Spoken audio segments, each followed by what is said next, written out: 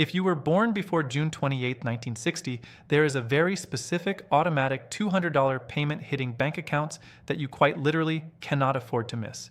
Right now, hundreds of thousands of state pensioners are completely unaware that this money is being distributed, assuming it's just another piece of standard government paperwork or a benefit they have to spend hours applying for. It isn't.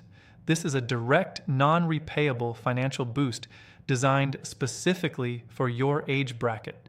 And because it triggers automatically, the biggest danger you face isn't being rejected. It's not knowing what to look for on your bank statement, causing you to miss out on funds you are legally owed. By the time we finish looking at how this system operates, you will know the exact dates these payments are landing, the precise criteria the Department for Work and Pensions is using to verify your eligibility, and the crucial steps you must take if the money doesn't appear when it's supposed to. We are breaking down the absolute reality of this $200 rollout, stripping away the bureaucratic jargon and giving you the hard facts so you can claim your peace of mind and secure every single penny that belongs to you. Stay right where you are, because what we are uncovering next affects your wallet directly. The UK state pension system is notoriously complex, often leaving people guessing about what they are entitled to, but this specific $200 allocation is different. It relies on a very rigid cutoff date, June 28, 1960. If your birth certificate places you on or before this date, you have officially entered the qualification window for this automatic cycle. The reason this date is so critical comes down to how the government structures its seasonal and annual welfare reviews. They use specific mid-year benchmarks to determine who falls into the older demographic brackets for the upcoming fiscal terms. If you miss that date by even a single day, say you were born on June 29, 1960, the automated system completely bypasses your profile for this specific run. It might seem incredibly harsh, but automated civil service databases operate entirely on binary code. You either meet the date threshold or you do not. For those who do pass this barrier, the mechanisms behind the scenes are already moving. To understand why this matters right now, we have to look at how the Department for Work and Pensions, or DWP, cross-references data. They aren't sending out Army personnel to check on people, nor are they calling you up to ask for your bank details. Instead, they utilize the National Insurance Database. Every week you worked, every contribution you made, and every benefit you ever claimed is logged under your unique national insurance number. When a targeted payment like this $200 rollout is authorized, a script is run across the central database. The script isolates everyone who is currently receiving the state pension and filters them by their date of birth. If the system flags you as being born before June 28, 1960, your record is moved into the approved for payment queue. This brings us to the most vital aspect of this rollout, the phrase automatic payment. In the world of finance and state benefits, this is the best news you can possibly receive. It means the administrative burden is entirely on the government, not on you. You do not need to log on to a confusing government portal. You do not need to wait on hold for 45 minutes trying to speak to a representative at a call center, and you certainly do not need to fill out a 30-page paper form that asks for your life history. The system is designed to deposit the $200 directly into the exact same bank account where you receive your regular state pension. However, this automation creates a false sense of security for many pensioners. Because people assume the government will just handle it perfectly, they stop checking their accounts. This is a massive mistake. Bank details change, administrative glitches happen, and sometimes profiles get lost in the shuffle when systems migrate data. You need to be vigilant. The payment will likely appear with a very specific reference code on your bank statement or online banking app. Typically, these payments use identifiers linked to the DWP, such as DWP WFP or DWP state pens, followed by a series of numbers unique to this transaction cycle. When you see that $200 drop, it will not be lumped in with your usual weekly or monthly pension amount. It will show up as a completely separate line item. Let's address why this specific sum is being distributed now. The economic climate over the past few years has been incredibly brutal for anyone living on a fixed income. While wages sometimes shift with inflation in the private sector, pensioners are locked into whatever the state dictates. Even with mechanisms like the triple lock ensuring pensions rise, the day-to-day cost of basic goods, utility bills, and food has outpaced the speed at which standard pension increases take effect. This $200 payment acts as a bridge. It is a targeted financial injection meant to ease the pressure on households that are feeling the squeeze the most. Because older pensioners often face higher heating costs or increased mobility expenses, prioritizing those born before June 28, 1960, is the government's way of directing funds to the demographic most vulnerable to sudden cost of living spikes. Now, a major concern that always arises when payments like this are announced is the threat of scams.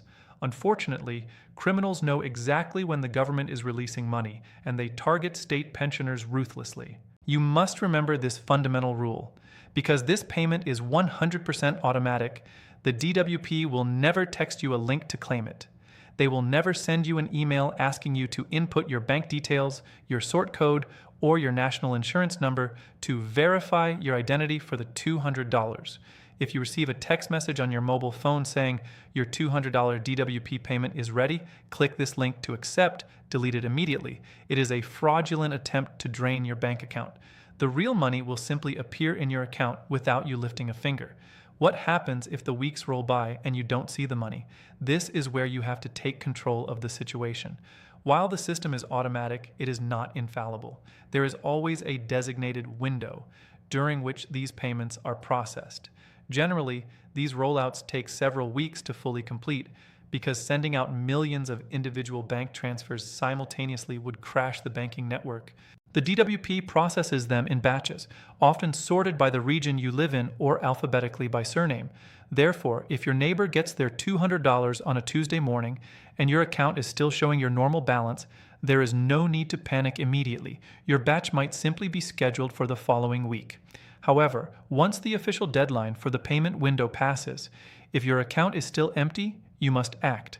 The government establishes a specific helpline and an online missing payment form precisely for this reason.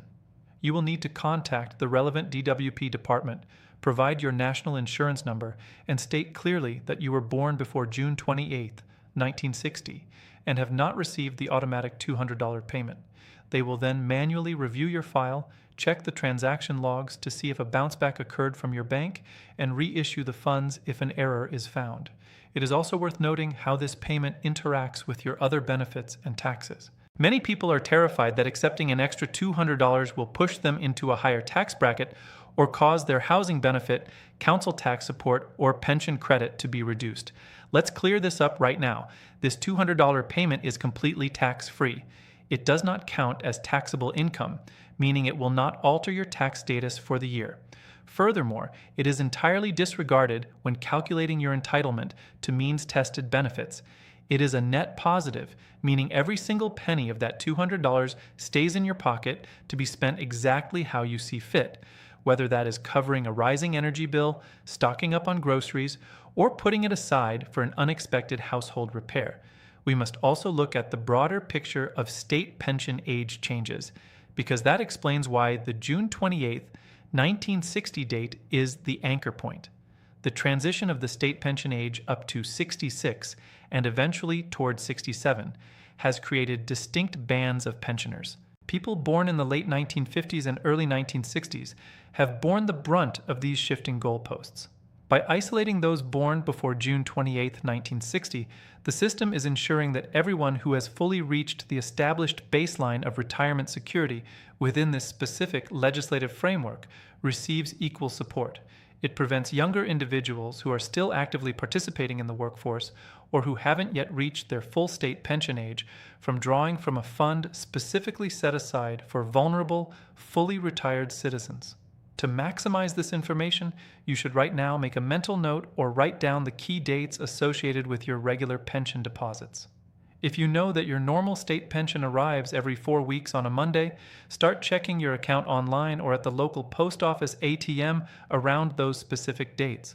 The closer we get to the middle of the rollout period, the more frequent the deposits will become. It is highly recommended that you download your bank's official mobile app if you haven't already, as it allows you to set up instant notifications. That way, the moment the $200 hits your balance, a notification will pop up on your screen, giving you instant confirmation without you needing to make unnecessary trips to the bank. Let's talk about eligibility variants. Some people wonder if living abroad affects this payment. If you are a UK citizen who worked the required number of years to qualify for the state pension but you now live overseas, your eligibility depends entirely on the country you reside in. The UK has reciprocal social security agreements with certain nations, particularly within the European Economic Area and a few other specific countries. If you live in a country with a very warm climate, the government sometimes excludes residents there from specific winter-related or cost of living bonuses, under the logic that environmental pressures are lower. However, if you are living within the UK, your geographic location within England, Scotland, Wales, or Northern Ireland does not matter. You are fully covered. Another scenario to consider is what happens if you are a pensioner, but you are currently living in a residential care home or a nursing facility. This is a common point of confusion. If your care is fully funded by the local authority or the NHS, some standard seasonal benefits are withheld because your accommodation and heating are already being paid for by public funds. However, if you are self-funding your care, meaning you pay for your residential spot out of your own savings or pension income, you are still considered the head of your own financial household, and you remain fully entitled to the automatic $200 payment. If you fall into this category, it is vital to check with the administrator of your care account to ensure that when the payment arrives, it is credited directly to your personal allowance rather than absorbed into the general facility fees. As we look at the reality of managing a fixed income today, every single lump sum matters. A $200 payment might not completely alter your long-term financial landscape, but in the short term, it represents significant relief. It translates to multiple weeks of groceries, or it completely offsets the cost of running your heating during a particularly cold snap. The critical takeaway here is awareness. The government relies heavily on the fact that if a system is automated, they don't have to spend millions on advertising campaigns to tell you it's happening. This means the responsibility falls on you, the citizen, to be informed, to know the rules, and to watch your accounts like a hawk. Make sure you keep your address and personal details up to date with the DWP. If you have recently moved house to be closer to family, or if you have changed bank accounts to take advantage of a high street switching bonus, ensure the DWP has those new details logged. If they attempt to push an automatic payment to an old closed bank account, the transfer will fail, and it can take months for the system to flag the failure, return the funds to the Treasury, and trigger a manual investigation to find where you are.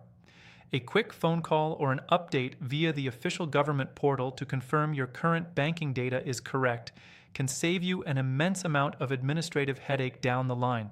Remember, this $200 is yours by right of your age, your contributions, and your status as a British pensioner, born before June 28, 1960.